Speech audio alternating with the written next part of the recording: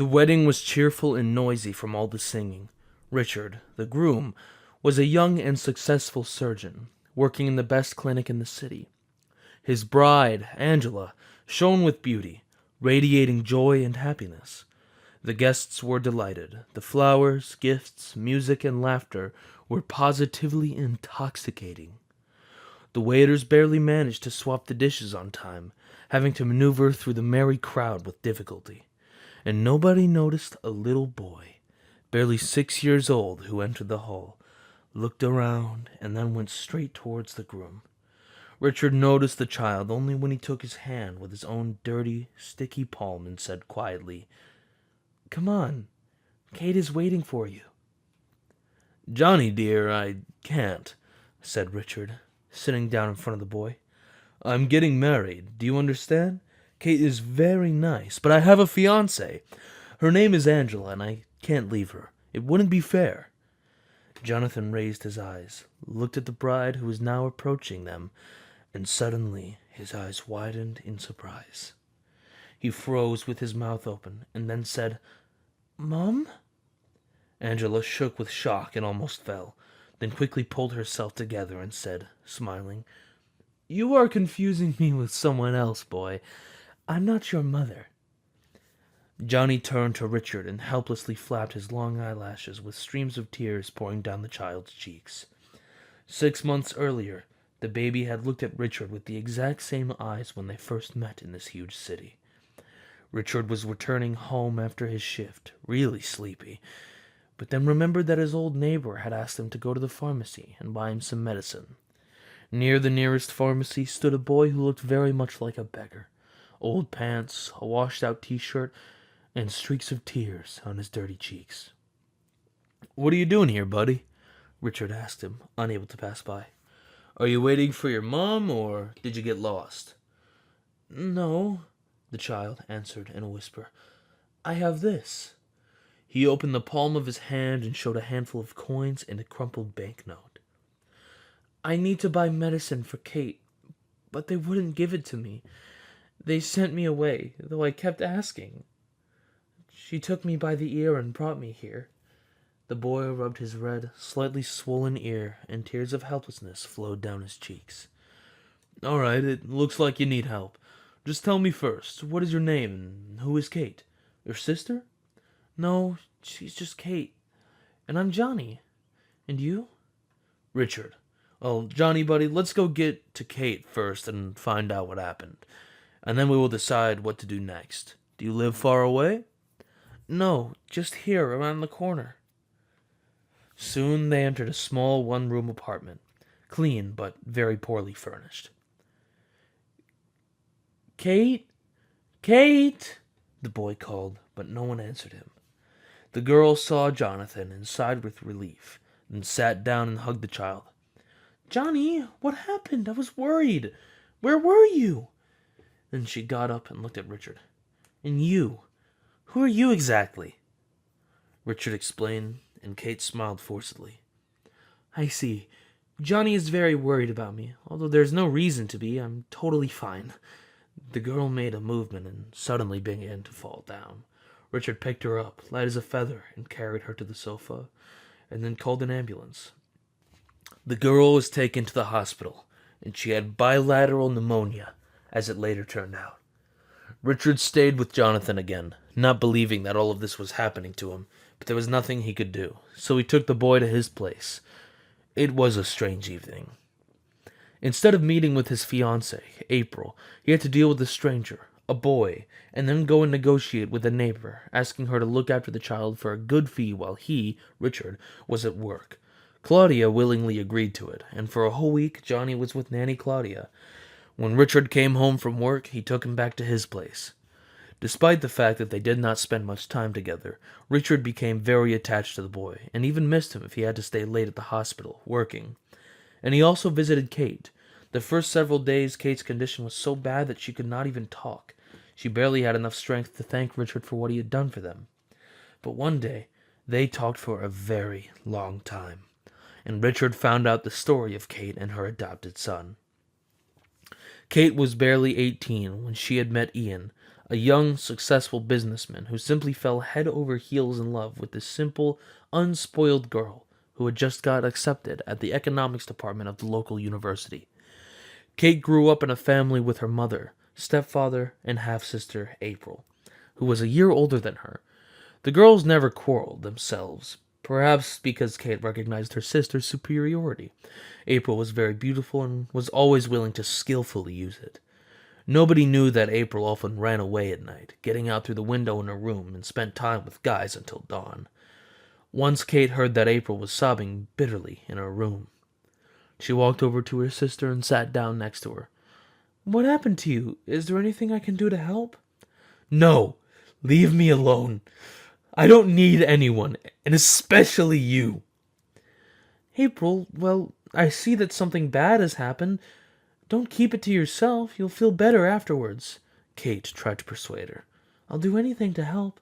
"You won't help me with anything, because I'm pregnant, and it's not curable, you know."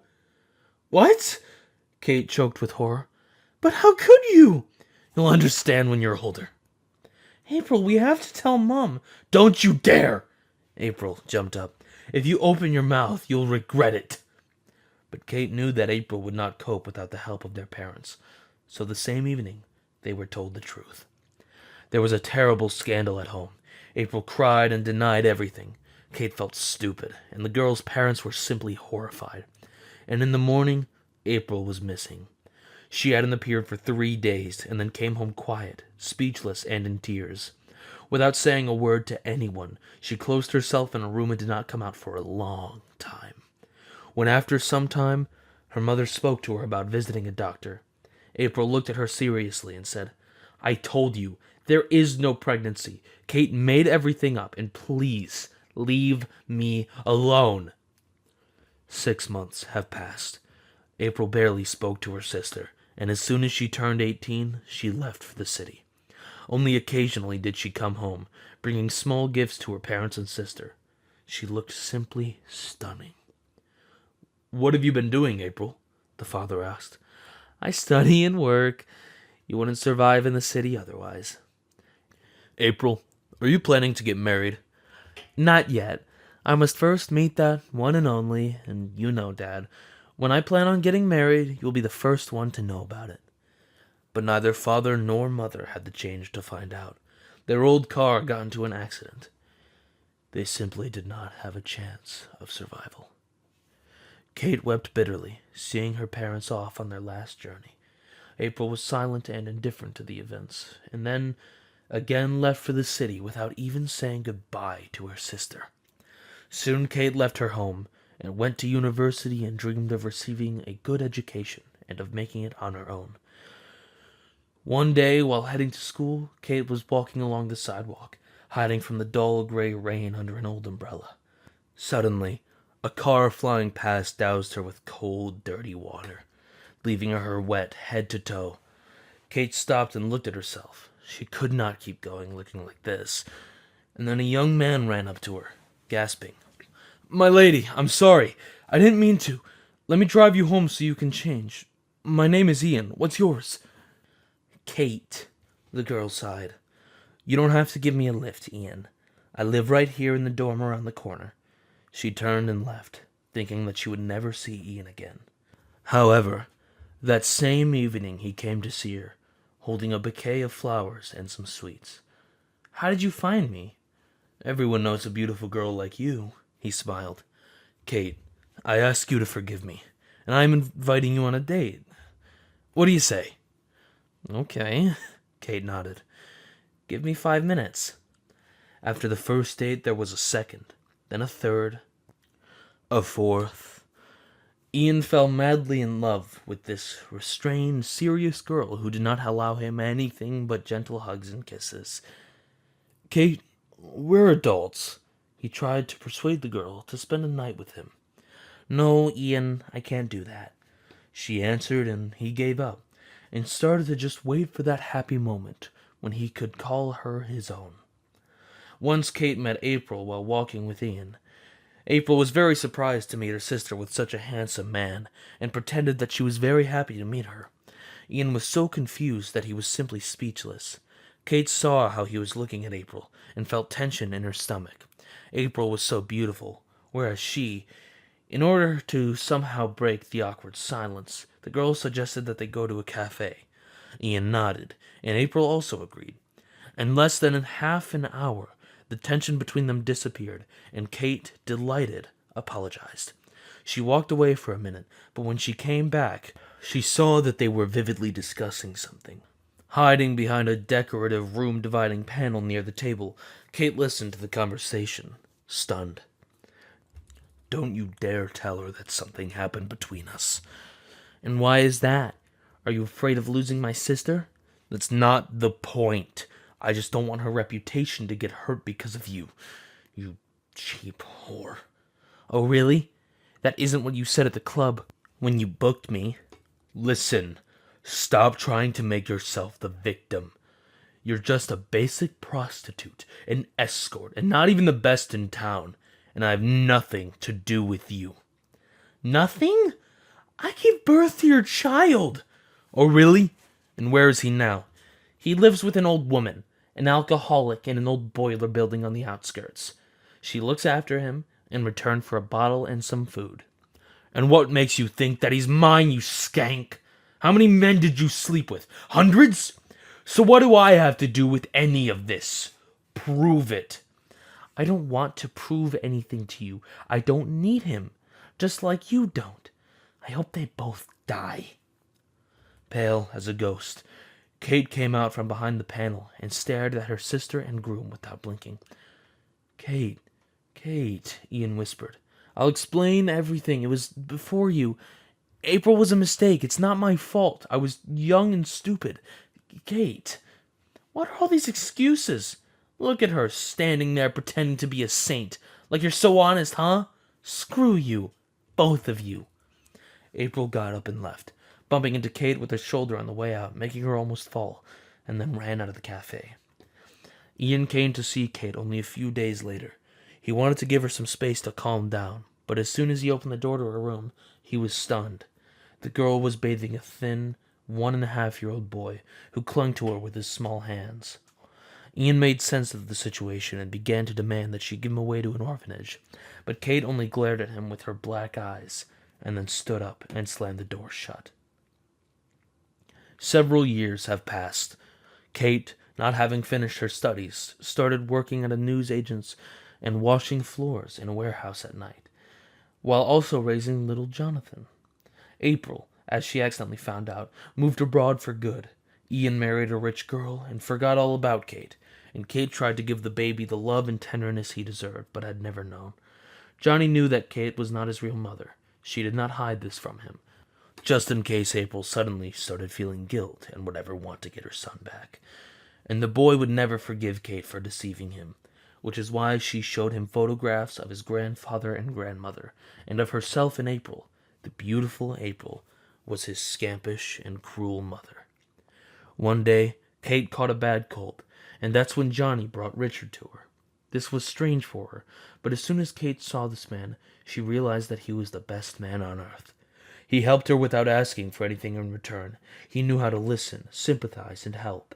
Jonathan, whom he brought to Kate, said that Richard bought him a new game, as well as a sweater, warm trousers, boots, and a jacket. "Richard, you shouldn't have. We can handle it ourselves. When I get out of this hospital." "Get better first." "Thank you for everything." Kate could not hide her tears. "Stop it, Kate. People should always help each other," said Richard. But Angela, his fiancée, did not think so. She did not want to hear anything about the fact that her fiancé was helping some rogue.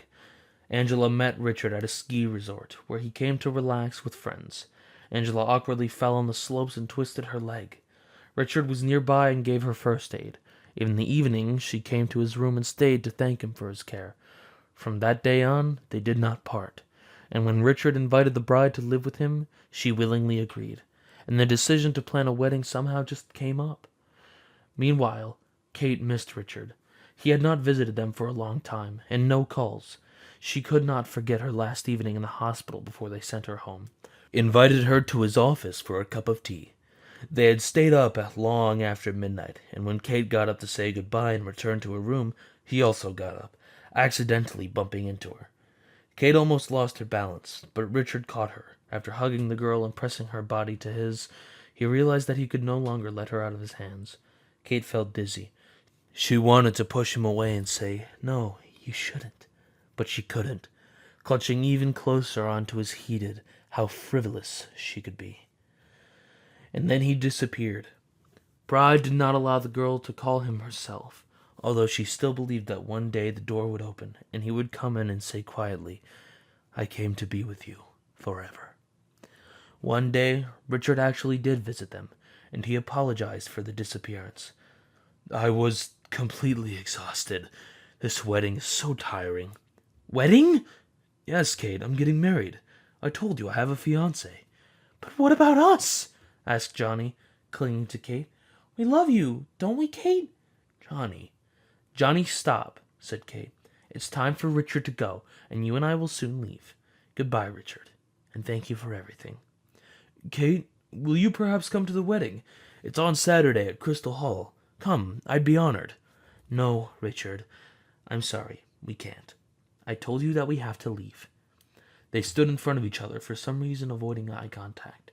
Kate bought tickets to her home village for Sunday.